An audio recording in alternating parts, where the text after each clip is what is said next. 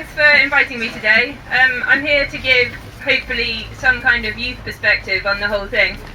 Suzanne's already mentioned wide youth unemployment. The figure that was published at the end of last year is actually 1.02 million young people unemployed, and more than that out of just the young people section. I think over 2 million unemployment in the UK. Basically, I was in Durban with a campaign called We Have Faith, Act Now for Climate Justice, and talking about climate justice and framing that within social justice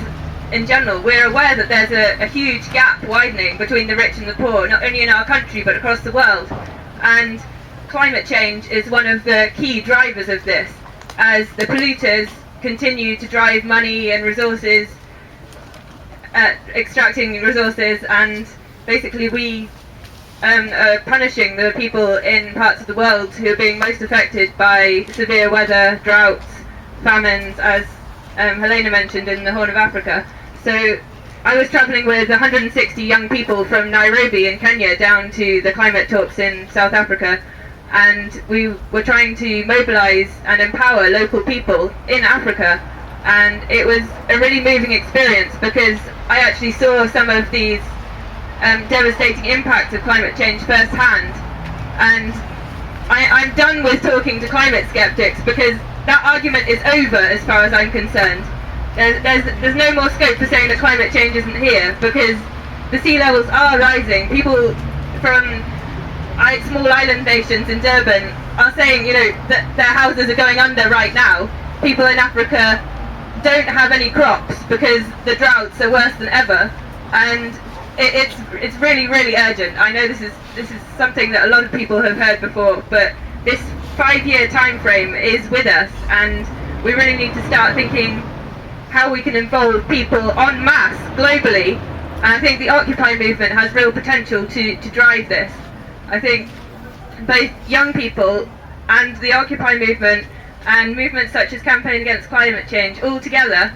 need to really galvanise from the grassroots and get people shouting about this. One of the campaigns that Greenpeace was driving in Durban was the slogan, "Listen to the people, not the polluters."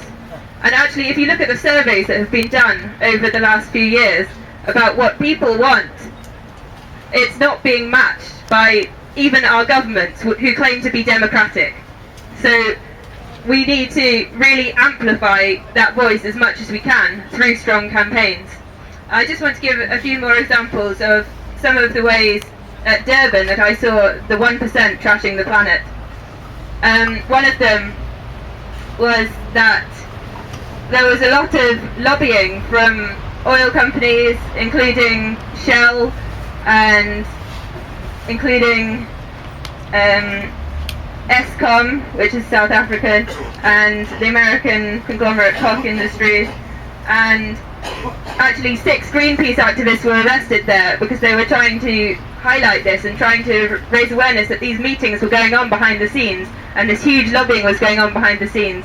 And they produced a report called The Dirty Dozen, which showed that these networks of corporate lobbyists on behalf of the polluters were spending more than the entire GDP of nations in order to make sure that a climate legislation wasn't reached at Durban. So we're really fighting against the 1% here, and the politicians aren't in control. The people in control are people like Koch Industries, Goldman Sachs, and I think this is something we can't continue just to blame the politicians, but these corporations do need to be much, much more strongly regulated. Another example was the Canadian position in Durban and the fact that Canada withdrew from the only legally binding treaty, the Kyoto Protocol, and the reason for doing this was that they would be losing out massively on their own economy with the Alberta tar sands, with their very oil-driven truck industries, and they said if we continue to stay in this agreement, we're going to have to give over $14 billion in penalties, because they recognised that they had this huge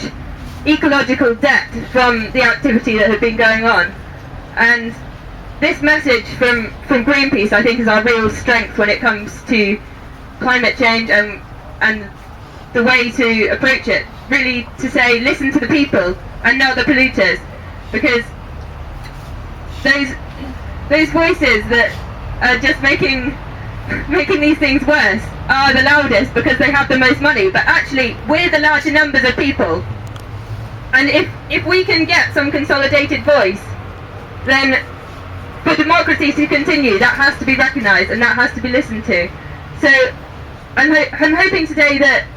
whatever you take away from today, that you'll feel more empowered to be able to speak up for the things that you think need to go forwards. Because if we just continue to let our democracies be lobbied and run essentially by the 1%, by the big corporations, by the polluters, we're just going to continue perpetuating the climate problem and perpetuating the food crisis and the energy crisis which are upon us. And one last thing, I know that some of you may have heard of a campaign that's coming up. It's called Move Your Money, and we recognise that the banks, Helena mentioned the World Bank, and actually the World Bank and the IMF were greatly criticised in Durban because of the way that they're handling the Green Climate Fund, which was reframed as the Greedy Corporate Fund, because the money that's meant to be going for climate adaptation for places like Africa and other countries that are suffering in the developing world, that money is actually, a lot of it's being channeled back into the very people who, back to the polluters. And one of the ways we can take this into our own hands is actually to think about where our money is and what our bank is doing with it. And the Move the Money campaign is highlighting the banks in the UK that have their hands in all of this. And if you take out your card today, and if that card says RBS or NatWest or Lloyds or HSBC or Barclays on it, you need to start thinking about what that money is going towards, because in the end they're using us, they're using your very own consumption of resources, of energy, of your money, of where you buy your food, where you buy your clothes. All of that is channeling back up to the top of those corporations, to the bankers' bonuses, to the environmental destruction. And it's time away from those really destructive things back into our own communities, back into where things should be in our local communities.